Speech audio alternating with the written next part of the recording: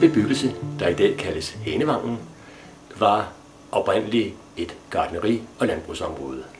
Omkring 1968 købte Herlev Kommune arealet, byggemodnede det og udstykkede det, og ret hurtigt kom byggeriet af de forskellige huse i gang. Mange beboere bor her stadigvæk fra den første tid. Visse er dog døde, og andre igen erstattet af både anden og tredje generation. Vi er her jo hver dag nærmest, og lægger ikke mærke til de små ændringer, der sker, udover at træerne stille og roligt vokser. Det fik mig til at tænke på, hvordan tingene var før i tiden. Før der var noget, der hed Hanevangen. Så jeg besluttede at lave en lille film om det, og den kommer nu efterfølgende og omfatter lidt om, hvordan historien var her på det område, der i dag kaldes Hanevangen, og de omliggende veje og bebyggelser. Rigtig god fornøjelse. Vi starter med lidt geografi, hvor vi let genkender Hanevangens karakteristiske form. Yderligere Vesterled Sø og Sortemosevejs nuværende forløb. Kort om Matrikelstyrelsens hjemmeside giver mulighed for at se et areal, som det så ud før i tiden, og som det ser ud nu, blot ved at bevæge en cursor. Ret interessant. Til venstre for cursoren ses nuværende arealudformning, og til højre for cursoren ses den tidligere arealudformning. På det gamle kort ses således ejendommen Enghave, sø nummer 1 og sø nummer 2. Ejendommen Enghave lå således lige ved Hanevangens første højresving. Faktisk der, hvor Hanevangen nummer 6 i dag ligger.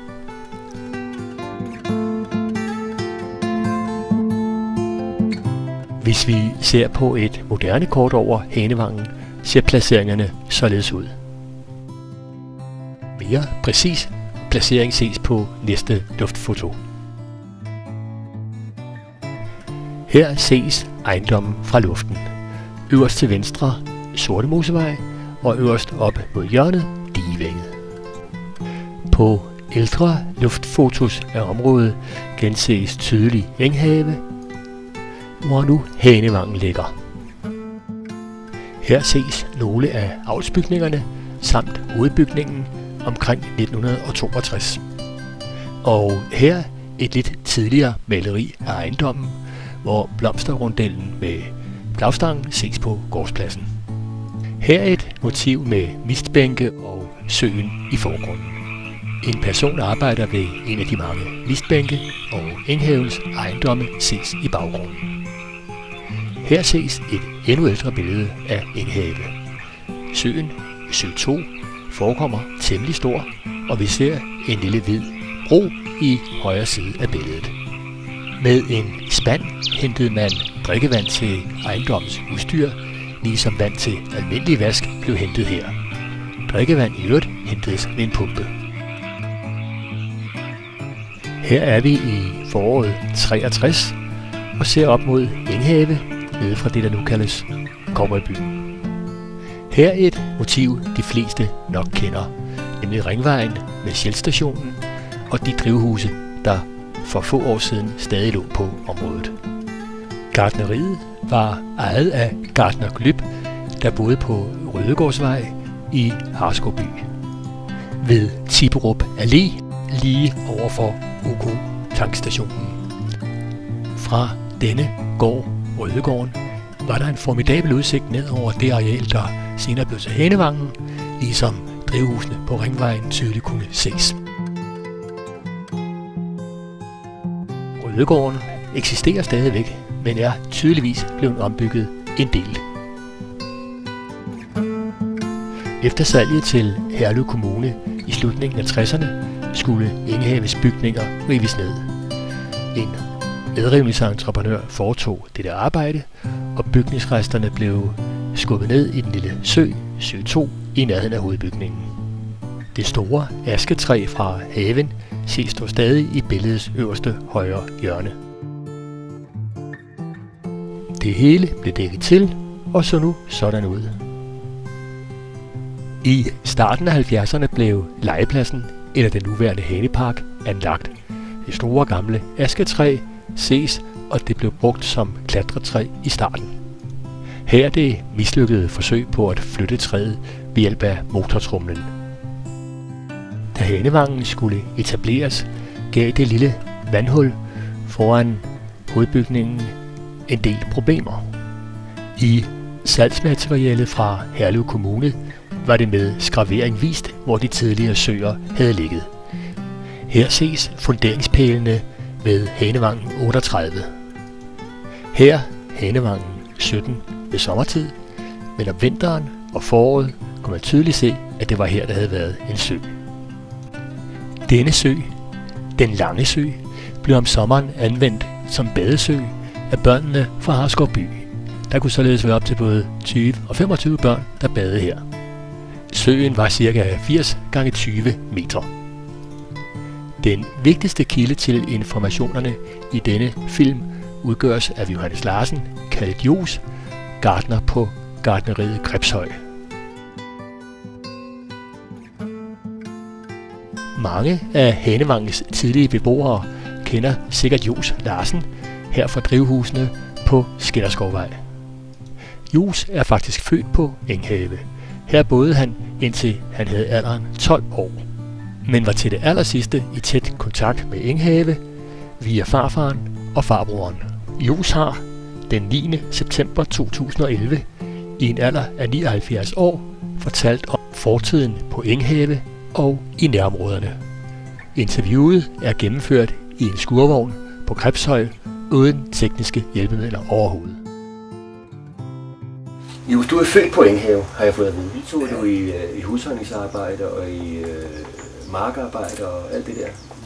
Det var jo ikke som en lille dreng, men altså fra jeg var 4-5 år, så fik jeg en bakke også, og fik lov at pille jordbær. Okay, men de dyrkede jo også jordbær for at sælge det. De havde 600 land med jordbær som regel. Der gik jo tit 15-20 af konerne ude fra Harskov. Det sagde du, ja. Som var indskrevet til årets jordbærplukning. Ja. For uden jordbær, hvad dyrkede man så? Kartofler. Gulerødder. Havde I husdyr på gartneriet? Der var husdyr. Der var jo altid 3 heste. Og en ko og en kvæg. Og grise også? Ja, der var, men det var bare til eget brug. Ja, hvordan opbevarede I så det kød der? Var det saltet, eller hvordan var det? Ned i sulkarret. I sulkarret? Ja, og det blev gjort. Det kom jo op, når det sidste var taget derhen. Ja. Okay. Så kom det op af kælderen, og så blev det jo skoldet med kogende vand og gjort ren, og det var... Der var faste procedurer for det? Væt med bunden i vejret, okay. Og dækket til med sækkelær, indtil det skulle bruges igen. Okay. Hvordan var gartneriet bemandet sådan lige før udstykningen der i 67? Jamen, det var jo sommerhalvår, der var det jo... Ja, altså jeg har jo oplevet, at der har været 4. 4 hjælpere? Ja, medhjælpere. Ja, medhjælpere. Kal. Ja. Ja. Og så til at plukke jordbær, bundt radiser og hvad der ellers har været. Der var der jo samtidig både 10 og 14, 15 koner af de unge koner ude fra Harskov. Jeg ved, der har stået et stort træ i jeres have ned mod den lille sø der. Ja, det var asketræet. Det var et asketræ, ja. Og stod det ud for der var der er ligesom en trappe midt fra bygningen der, man nej, det stod til højre nede. Når man kom ud af bygningen der, så stod det på højre side. Ja, men der stod jo flere store træer. Men når jeg siger det, så er det fordi, da vi kommer derud, der ligger det store træ, det er fældet. Ja. Og det er altså ikke fjernet. Det var sådan en slags klatretræ i adskillige år for vores børn. Ja, det kan det godt have været. Og det var et asketræ, som har stået i jeres have i sin tid. Ja. Det var grænsen til mellem haven og mig. Jeg ønskede egentlig, at det der gartneri skulle stoppe, og at arealet så skulle udstykkes. Var det... Jamen, der var ikke nogen, der ønskede det. Men tiden gik jo, og efterhånden så kunne min farbror, han havde ikke kræfter, så han kunne klare det mere. Fik han så en henvendelse fra Herlev Kommune, eller rettede han henvendelse til kommunen? Altså, alt det der, det ved jeg slet ikke noget om. Det har jeg måske nok, det kan jeg ikke noget om. Nej. Ja, det er, altså, når jeg nu kender min farbror, så har han sagt, I kan overtage det, når de sidste afgrøder, de er høstet. Okay. Ikke? Jo. Og han begyndte ikke noget, uden at han gjorde det færdigt. Nej. Se, der går en vandledning, eller der gik i hvert fald en hovedvandledning. Ja, den går der stadig. Og den går der vel i stadig. Den kendte du godt til? Søndersø til Vandtårnsvej. Nå, over til Store Tårn ja. derovre. Jamen, man kan se den på forskellige billeder. Ved ikke, ja, men det kan jeg godt fortælle. Jeg tror faktisk, det er den, du kan ane der. Ja, det er. Og så, det har jo så gået ned over grundene her. Kan du huske, hvornår den blev lavet? Nej. Den er lavet meget før. Ja, okay. Men det må du kunne få at vide på København. Ja. Men den er jo også endnu. Ja, men jeg mener, at den er også lavet før min far. Okay. Men tror du, det er en stålledning, eller tror du, det er beton? Eller det er beton. Det er beton. Jeg har været nede i den. Nå, det er en temmelig stor ledningsdimension. Jamen, det er sådan, at den er jo 1,60 meter i diameter indvendigt. Okay. Og jeg kan huske første gang, der var jeg en stor dreng, at der kom der pludselig midt på marken, så kom der 6 gule mænd op ad brønden. Nå, har de kravlet ned i rørene så? De gik med en kost. Og skulle rengøre? Og så fejede de alt det orker. Ja. Det skulle fejes af en gang om året. Jamen kravlede de ind i rørledningen og gjorde det? De gik ind i rørledningen og gjorde det. Okay. Og så var der en, der sørgede for, at der hele tiden var frisk luft og sådan lidt. Var frisk luft, altså hvor dækslerne var lukket op. Ja. Sortmosvej er altid ligger der i min tid. Ja, men det var ligesom om, at den gik jo sådan ned ad en bakke. Den går ikke, hvor den går nu. I hvert fald ikke på hele strækningen. Altså når du kørte lige ud af Skinderskov her, så kunne du køre lige ned ad Sortmosvej. Så kom du lige over i Sortmosvej. Ja, og det var det, vi kaldte den store bakke. Det var en stor bakke? Ja. Okay. Og der gik den lidt ned ad bakke, og så lå der en lille købmand nede i svinget der lidt længere hen. Ja, det var først noget, der kom længe efter. Det var længe efter igen. Ja, det var Erik Svendsen. Svendsen hed han, ja. Jeg kan godt huske det navn der. Og han var gift med Else. Nå. Og Else, det var en datter af Claus Clausen. Nå. Der byggede den store villa hen på Ebjergvej. Nå. Hvis du fortsatte lige ud der, så kørte du ind i Eriksens hus. Okay. Og Eriksen, han var fast vejmand ved Herlev Kommune, så længe jeg kunne huske. Men er du så den eneste og seneste tilbageblevende af alle de der gartnerier, som vi ser? Ja. Til slut vil vi se lidt på Digevænget og Digevænges fortid. Sådan kender de fleste det jo nok med den gamle Volvo inde til højre. Sådan så det ikke ud i 60'erne. Her var såvel Syvenhusvej som Digevænget de rene hjulspor.